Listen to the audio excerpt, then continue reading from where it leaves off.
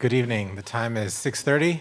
Today is Tuesday, September 13th. I'd like to call this regularly scheduled Planning and Zoning meeting to order.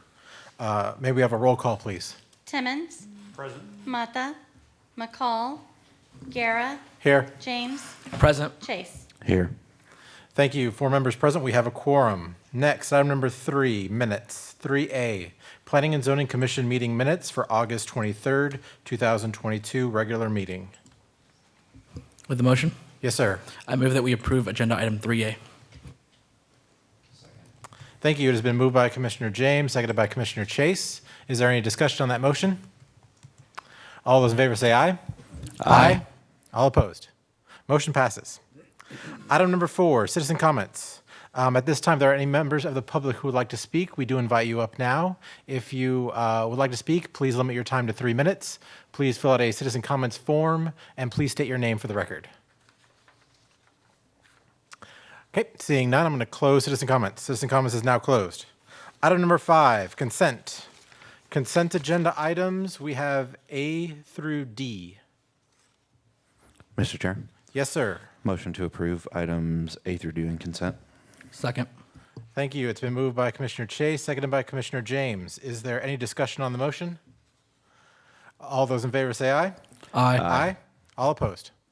Motion passes. Number 6, consider and possible action. 6A, consider request to construct a 4,500 square feet restaurant building located at 19460 IH35 within the I-35 overlay district. Mighty Fine Burgers, conditional use permit, CUP-22-0062. Ms. Sharp.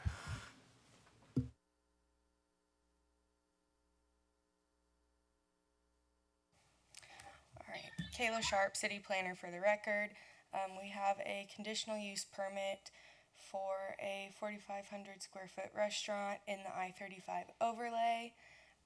Staff has reviewed this permit and has found that it is compliant with the I-35 overlay requirements, and we request that P&Z approve this item.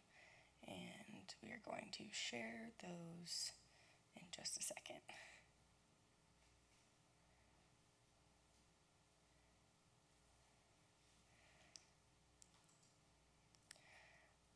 All right. So we have building elevations. It's going to be materials consisting primarily of concrete masonry units, porcelain tile and paneling, and appropriate architectural features. Finish out the design. There's going to be a patio on the front facing I-35, which will be the front entrance. So, are there any questions? We also have the architect online if y'all have any questions for him. Thank you. Are there any questions for staff? Okay. Would anyone like to make a motion? Move to approve. Thank you. It's been moved. Second. Moved by Commissioner Timmons, second by Commissioner Chase. Is there any discussion on that motion? No? Yeah, I approve this. I'm for this. I think it's going to be a good addition to our 35. All right. All those in favor say aye. Aye. All opposed. Motion passes. Next, item number 7, zoning. 7A, consider and possible recommendation to the City Council for a request by Shauna Weaver of Pape-Dawson Engineers to rezone approximately 5.15 acres of land to PUD for property located at 3601 Kyle Crossing in Hays County, Texas, Hays Commerce Center, 5 LP-Z-22-0105. There is a public hearing for this item. If there's anyone who would like to speak on this item, you may come up now. Please, again, limit your time to 3 minutes, fill out a citizen comments form, and state your name. Okay, seeing none, I will close the public hearing. Next, Mr. Atkinson.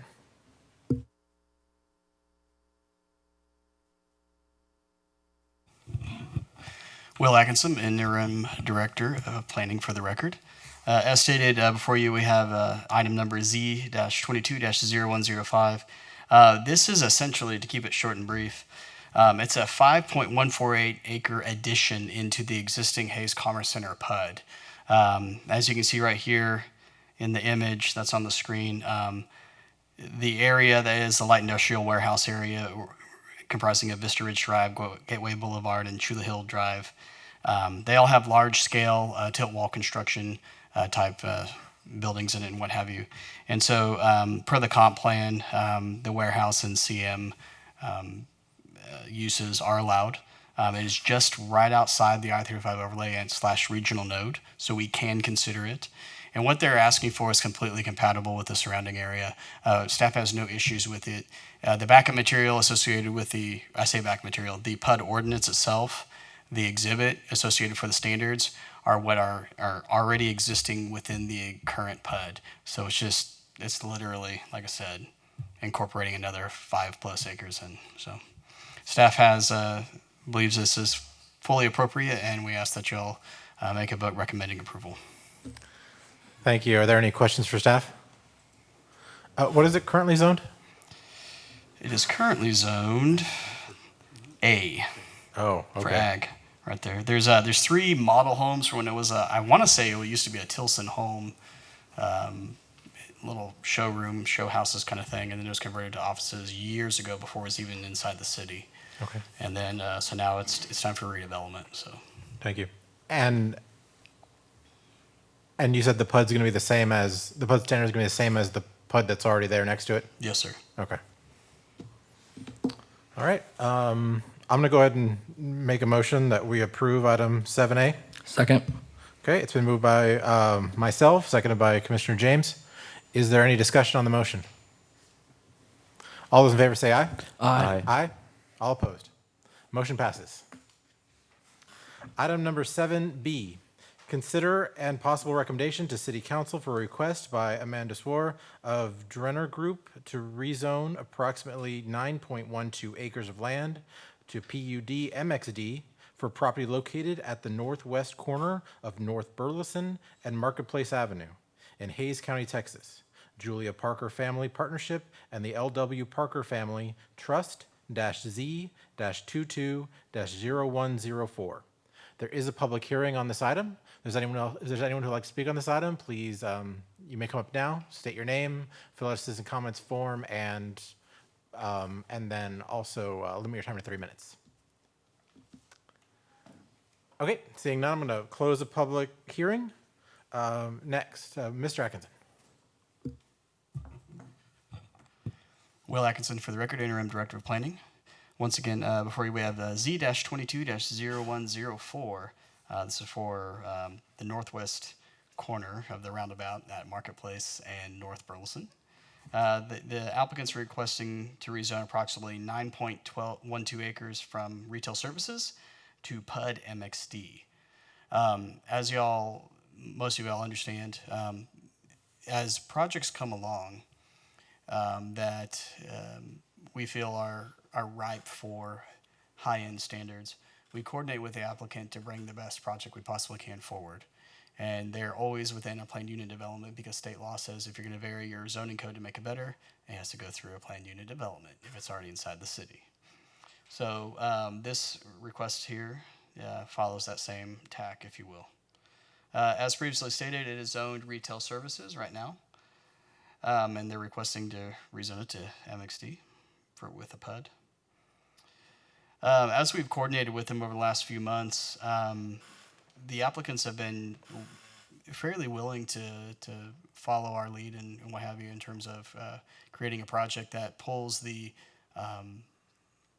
buildings and the development up to what will be the future right-of-way for the Marketplace Avenue. And they're also willing to actually have a significant number of square footage when it comes to commercial, most of it being retail, although there is a portion on the north end that's going to be some office space as well.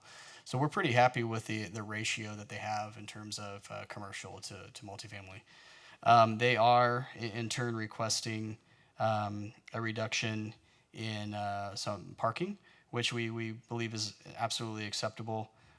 They want to make sure that this project has an urban feel to it, and when you have too much parking, that usually defeats the purpose of it as well. However, they do have enough per unit to account for people living there on site, and also a small portion of the parking is going to account for the commercial as well. They are going to, so I'll just kind of go down the list a little bit here. They're going to have approximately 4,000 square feet of loft office, approximately 275 multifamily residential units, 4,000 square feet of leasing office and amenity, and a total of 9,500 square feet of ground floor retail. They are limiting uses that we see frequently that the city council is not overly ecstatic about, as you're going to see in the PUD documents as well. And they're going to build a section of the Vibe Trail. Now, we do have that as an example in the backup material, but it is at an approximate location of that. And as projects develop along Marketplace, it needs a little bit of flexibility from a location standpoint, but they are willing to do that as well. Let's see what else. They're going to put in some landscape screening up against the public right-of-way the Union Pacific right-of-way to better shield the railroad there. And have at least 2 separate public amenity areas along Marketplace Avenue, so it's more like a couple little plazas and what have you to capture the pedestrian focus of it. They are asking for some exceptions to the PUD ordinance, and these are ones that staff suggested because our MXD zoning district mostly works well, except for where it doesn't. And so we incorporated those for section 53-677A, C, and 53-769B to allow them to be able to build their project if they get the zoning, which we hope they do. So, and let me put this up on the screen so everybody can see it. I know y'all commissioners can, but I want to make sure the public can see it as well. So they have a total of 3 buildings. All of them have a commercial component to it in the tan, or excuse me, in the orange. And the tan is where the multifamily is, and then there's a little bit of leasing and amenity. They're going to also have a water quality pond on the north, we'll just call it the north corner, where they're going to have a little pavilion out there as well. And following up, when it goes to city council, there's going to be an associated development agreement specifically for the architectural standards. As a majority of the site is multifamily, we couldn't otherwise account for that architecturally without going through the DA portion of it. So you still will see a conditional use permit coming forward as it is MXD, but we wanted to make sure we buttoned everything up from that perspective, making sure we were all legally compliant from that perspective. Do y'all have any questions for me or for the applicant? Are there any questions for staff? Okay, I've got some. So MXD, what is I couldn't find it, the units per acre for MXD. I found it for R33, I didn't find one for MXD. It's 30 per the MXD zoning specifically. Okay, so just math, if it's 9.12 acres and 275 units, I got 30.153 units per acre. I mean, I don't know if we round it, if it rounds to 30, but my math is it's just over that. If this is a concept plan, so there may be a significant chance that the numbers actually go down when it comes to the actual site plan. But if it is a concern and y'all feel that we should recommend to account for it, we can absolutely do that and account for that before we take it to city council. Okay. It's probably important that we do that. Thank you. Yes, sir. Next, so typically, I know they're asking for a variance on parking. Mm-hmm. Typically, parking is two spaces per unit plus half a space for each additional bedroom over 2. Is that correct? In non-MXD districts, yes. What is it in MXD? So it says per the ITE. And then if you go to the ITE, which we found through experience, the ITE is silent on ratios. So, okay. So we're trying to find the sweet spot between the parking ratios that we don't want to overpark it. That's where we're heading. And we want to be able to encapsulate the urban form as best as possible. I understand what you're saying, but I want to also be able to swallow the 1.4 spaces per unit. That's a significant difference. So the question I have then is, what are the number of bedrooms? Because if it's all one bedroom places, if it's all 1 or 2 bedroom places, if it's 4, 1.4 unit or spaces per unit is very different than if it's a 1 bedroom. Do we have a maximum? I didn't see anything in here about number of bedrooms per unit. I don't have that information, but our applicants. Excuse me. I can respond. Oh, yes, sir. Please, thank you.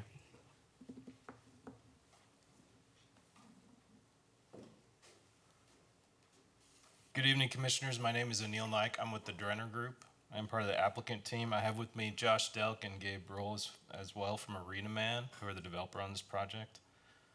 I'm happy to answer the questions. I also have a presentation that might help to add some color to the project itself, if that would suffice. As long as there's no objections, I'm good with it. Yes, sir.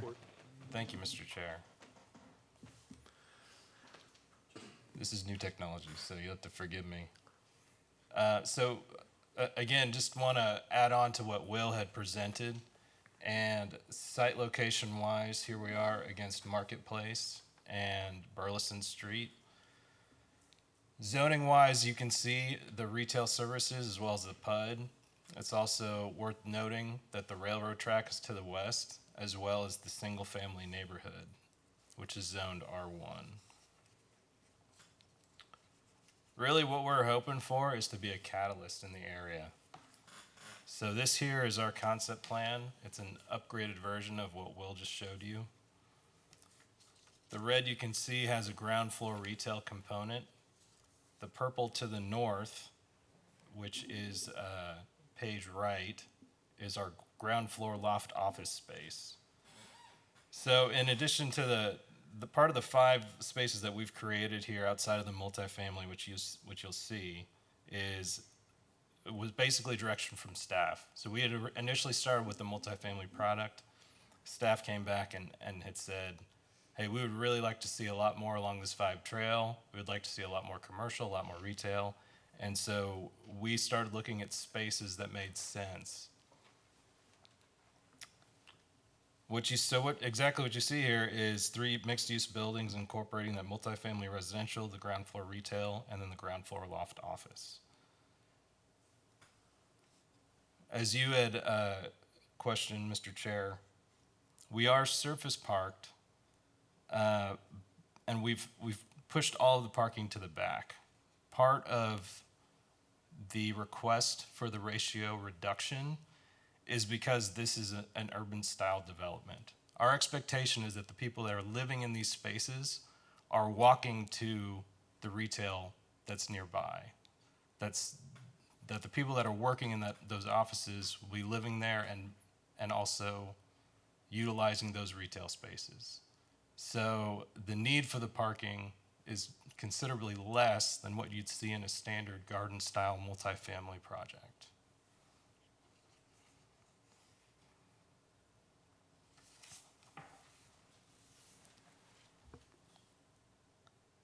This is a snippet from the Vibe Trail Master Plan, and this is actually what got our team excited about the project to begin with. The fact that we could be part of the city's Vibe Trail was extremely enticing to us. We love that concept of having residential, of having office, of having retail, of having restaurants, all in that one space against a trail that would be incorporated into the rest of the city. Highly exciting. As Will had mentioned, the request before you is to rezone from RS to PUD MXD.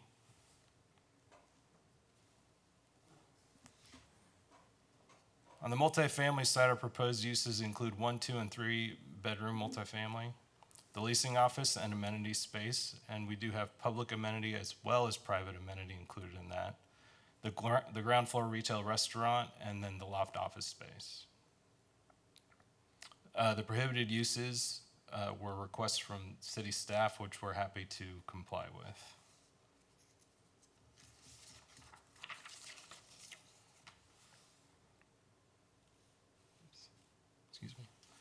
I'm not going to go into these too much. I think Will covered these pretty well. And these were all, as far as the section 53,677 and section 53,769 all came from staff, and we're happy to comply with those. Really, to us, the PUD means that we have to meet a superiority. It's not just asking for variances. So we knew that we wanted to be a trail-oriented development, a TOD. It was, and I'll say it, you've heard me say it already multiple times, and I'll say it again and again. We are excited to be part of the Vibe Trail. We want to be part of the Vibe Trail. As far as the UP rail goes, we did want to add additional screening there. So we are adding some trees beyond what code requires. We're adding 2 public amenity spaces, and we will be installing approximately 1,000 linear feet of the Vibe Trail. You can also see in this exhibit approximate location of where we want a hawk beacon, which is a pedestrian signal, typically utilized when a traffic signal isn't warranted, but you still want to be careful and make sure that pedestrians are safe as they're crossing roadways. Again, approximate location depends on availability of electricity, where we can put the equipment, making sure that we have line of sight for both the pedestrian as well as the vehicular traffic. But it's something that, again, mentioned by staff, we were happy to comply with it. You can also see in this exhibit that on the north end, which is page right, we're extending the Vibe Trail up in front of those loft offices. We want the loft offices to be active with the Vibe Trail. So the loft office space is a little bit different product than what you might see as a standard office, which has individual spaces that everyone works out of. A loft office space is geared toward advertising agencies, tech firms, that kind of business. They tend to have more open space, more open office, collaborative spaces, and that's exactly what we want. We want people collaborating, using the glazing on that ground floor, seeing the Vibe Trail, and seeing that activation.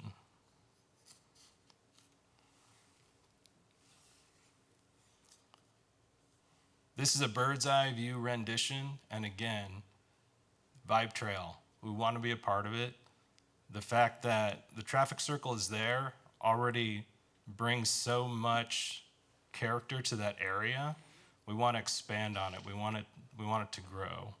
So we are extremely excited about this project, and we want you to help us embrace the rail and embrace the Vibe Trail. And I'll be happy to answer any other questions that you might have.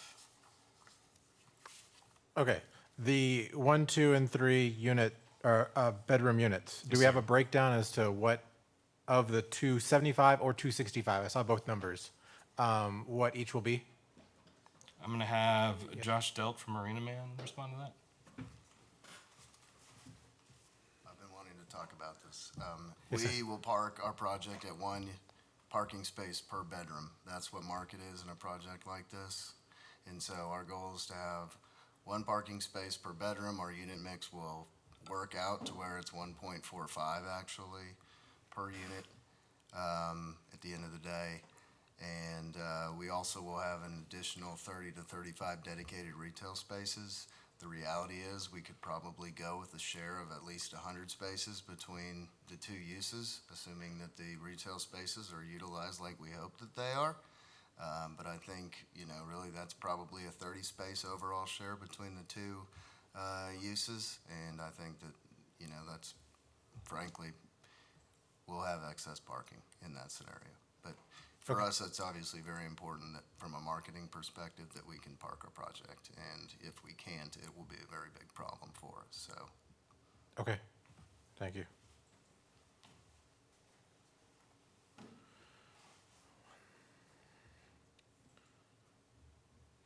Okay, Will, I got some more questions for you.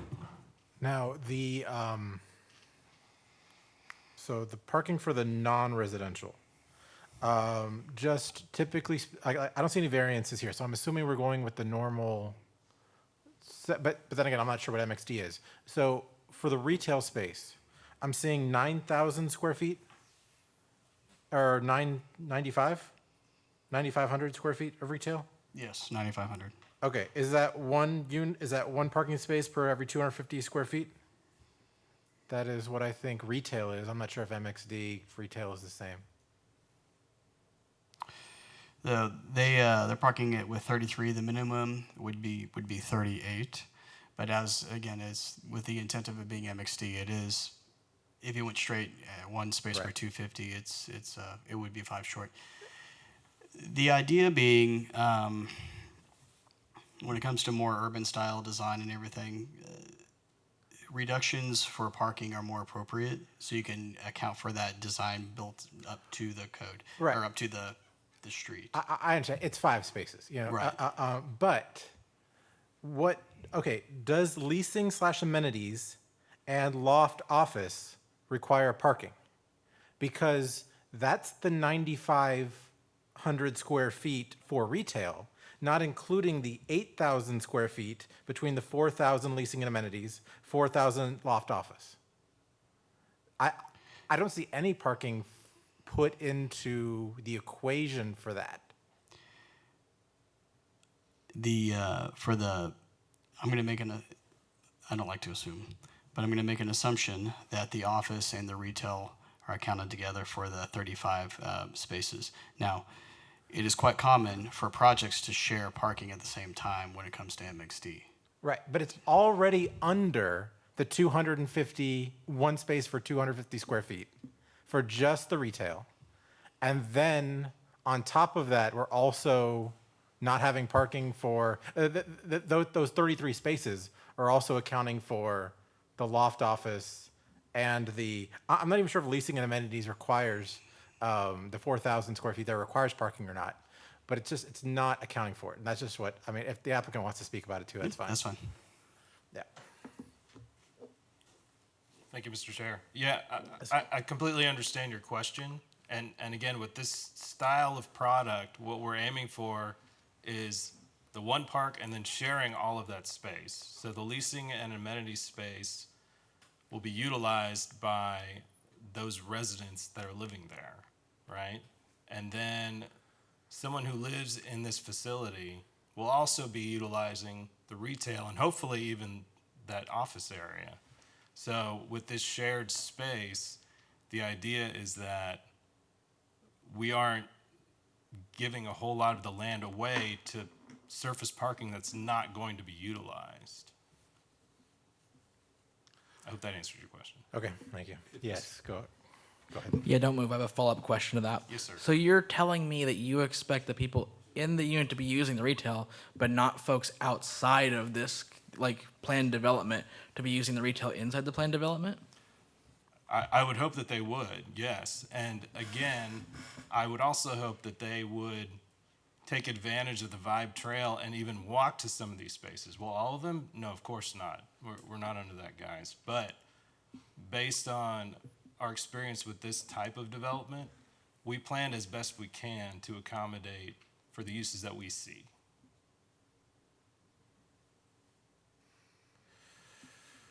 Yeah.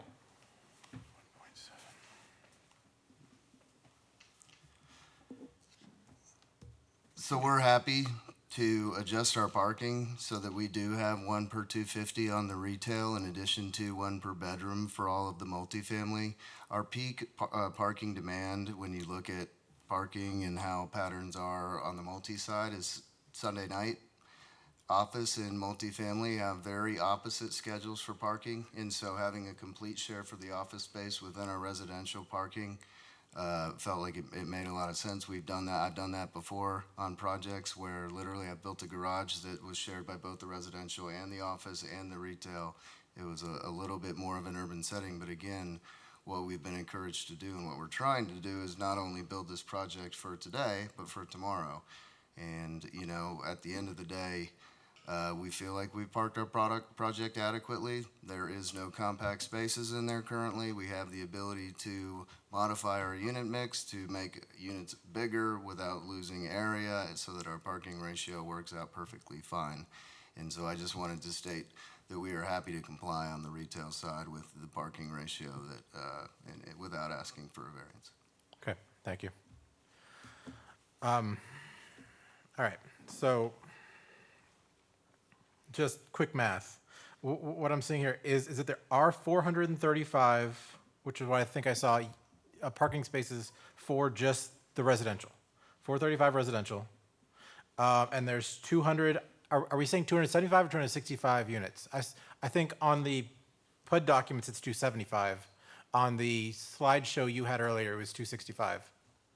Do you know which one it is?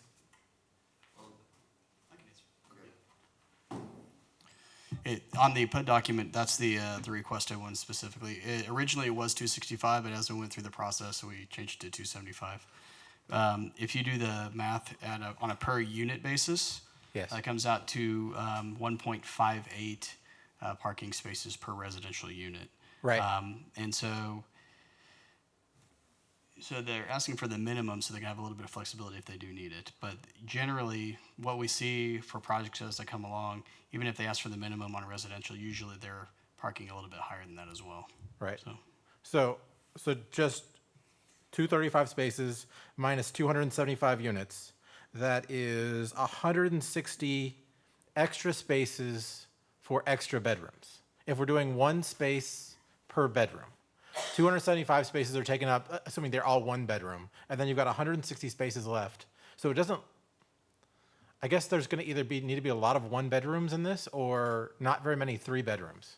And you know, so if that's what we're saying is fine. I didn't see that in the PUD documents. I think it will need to be in there. If we're saying it will be one parking space per bedroom, that is something that we need to have in there because I'm really afraid without having that normal standard of 2 units per, 2 spaces per unit plus a half per extra bedroom, that helps guard us in the event that there are too many large bedroom units and not enough spaces. I hear you. I understand your concern.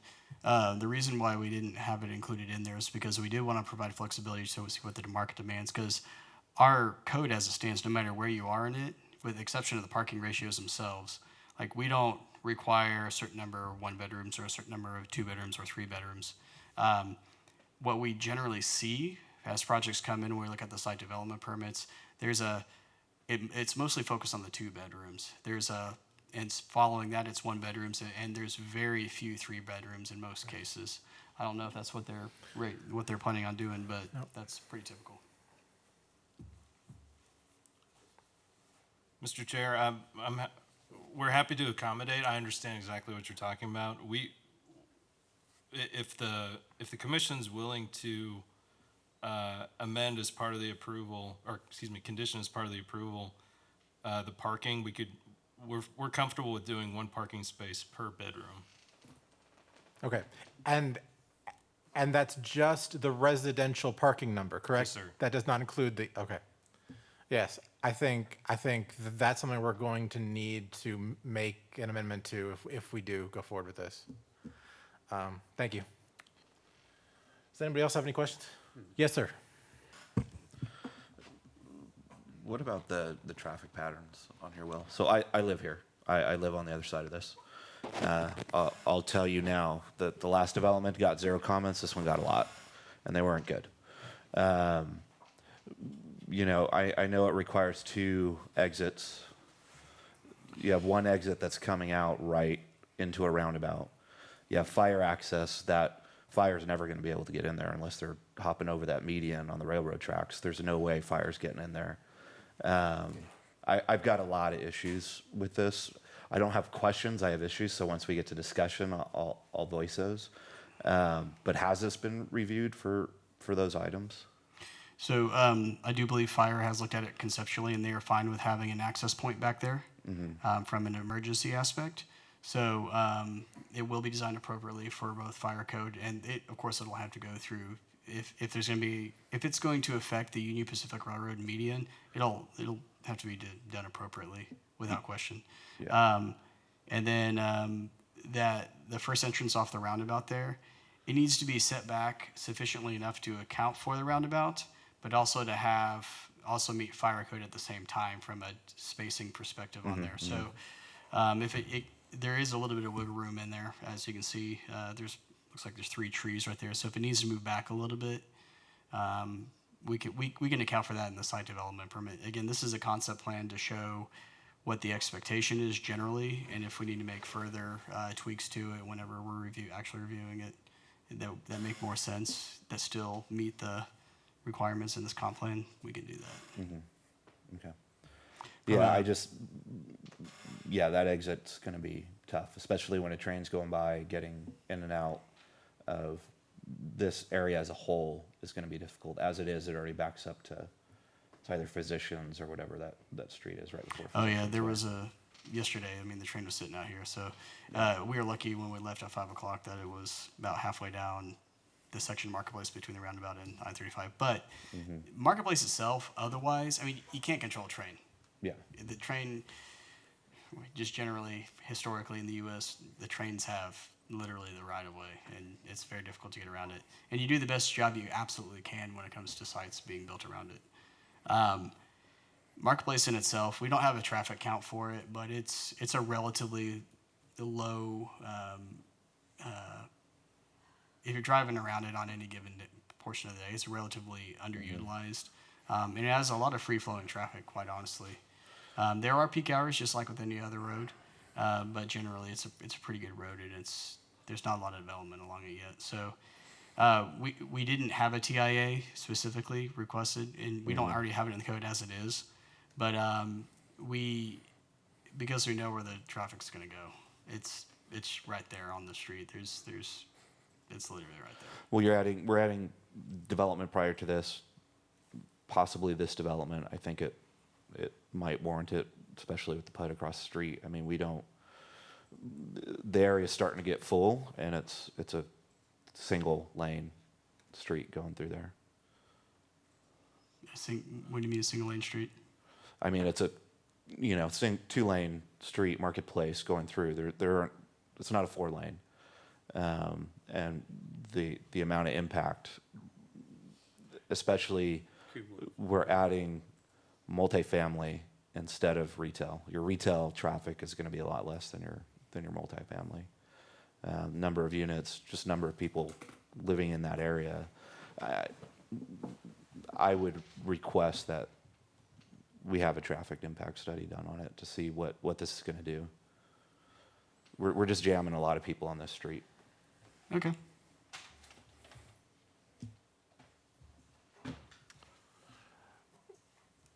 Well, I have a procedural question. Sure. It might be like, we have 4 members present.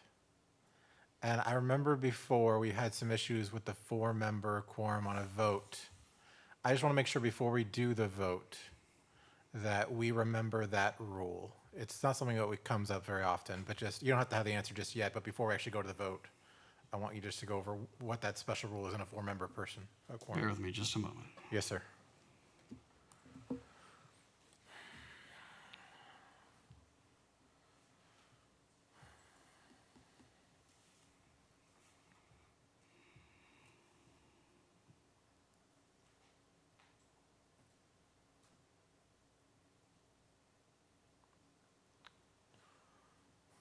While he's doing that, does anybody else have any other questions before we go to motion?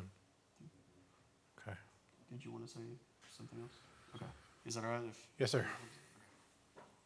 Thank you, Mr. Chair. Based on the comments, all relevant, we hear you. We would like to go ahead and request the tabling of this item for the moment. We'll postpone it till another time, look into some of these issues that hopefully we can resolve. I know that, and if the commission doesn't mind reiterating some of those things, I know I heard density, parking, traffic, and Commissioner James, I think you had something that you wanted to add. Yeah, do your issues fall in those? I mean, my issue was just mainly with tabling it before we had debate. So at least we can give accurate feedback to what needs to be changed. Okay, thank you. Thank you. My concern on the traffic on this too, and it's not just specific to your project. There are projects going on across the street and further up the street that all of those are going to have a significant impact on the traffic. And I'm not sure that a traffic impact analysis right now, without taking all of that into consideration, is going to give you a true picture. This would have to be done in conjunction with what the anticipated traffic is going to be from all of it, Well- in order to get an accurate description of what's going to happen. Well, if there was a traffic impact study, would they also consider the possible things that are going in the same vicinity? I mean, I'm not sure of that answer. The potential issue that would arise is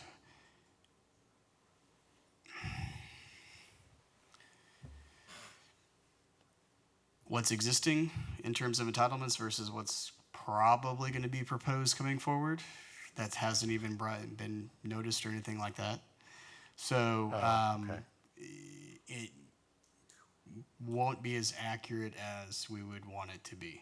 No, I'll say that. but- So a TIA on an individual project basis is one thing, but when you start trying to get the adjacent projects that one's entitled, but they want to potentially make amendments versus the other one that's not entitled yet is still going through the process, Yes, sir. we don't have as much accurate information as we would like. Plus, we don't have the TIA requirements in our code because we don't have someone on staff who specifically has that experience in it as well. Now, that's a portion of our code we'd like to rectify in the future, but it also means we need to have appropriate people on staff to account for it. Otherwise, we have to third party it out and have it paid for and everything like that.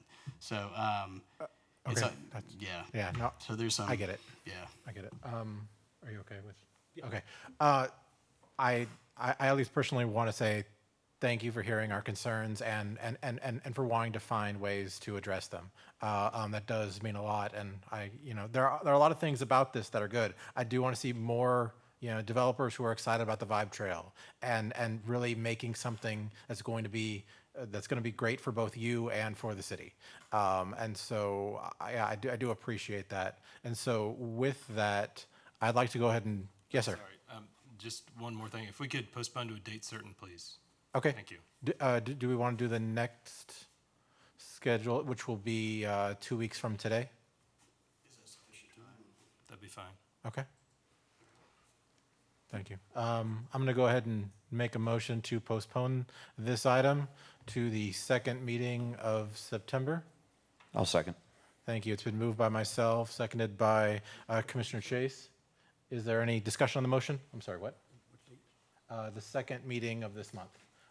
2 weeks from today. What is that date? The 27th. Okay. It's been motioned and seconded. Any discussion? All those in favor say, sorry. All those in favor say aye. Aye. Aye. Aye. All opposed. Motion passes. Thank you.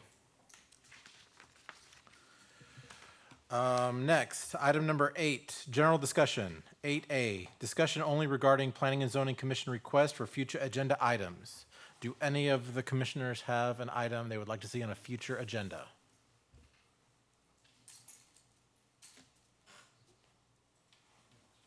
Okay. All right, then we will move forward to, Mr. Chair? yes, sir. Go ahead. Are we going to be placing the chair and vice chair on the next meeting, or will we be waiting till October? I Are we believe the able to do plan that? is to be the next meeting.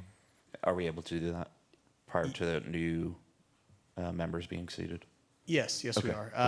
City council, and that'll segue into my, Yeah, no, If I'm you're- going to go ahead and go to item 9, and so you can just go into your thing if that's okay. If there's no more items No, for just future want to agenda. make sure that's an item on the agenda. Okay, great. So item number 9, staff report. 9A, staff report by William Atkinson, Interim Director of Planning. Mr. Atkinson. Thank you. So to continue the line of thought, so the 27th will be 3 days after the 9/24 meeting, which is on Saturday. starting at 8 a.m. It's a special call city council meeting where they're going to consider the applications for reappointments and new appointments to commissions.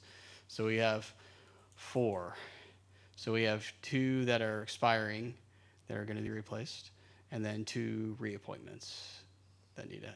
So, but we'll have to be fair to everybody, so they have to consider all of them. So, so by the 27th, we should be at least from an appointment standpoint, be fully seated, and so it should be all right. The other thing I wanted to state was we're in the data collection perspective of our comp plan right now. I believe we have pretty much everything that our Verdunity has requested, and so we can go once they start processing all that with their team and all that, we'll start seeing stuff coming out of that process as well. And so as part of that, y'all will be a part of that. So will City Council, and so we can have a good comp plan happening. So those are the 2 big things, other than the reoccurring one. APA is coming up for those that have signed up. Don't forget it. We got everything all taken care of, from flights, hotels, being registered for the conference, all that stuff. So Good. Thank you. yep. All right. Item number 10, adjournment. I make a motion that we adjourn. Second. It's been motioned by myself, seconded by Commissioner Timmons. All those in favor say aye. Aye. Aye. All opposed. We are adjourned. Good night, everybody.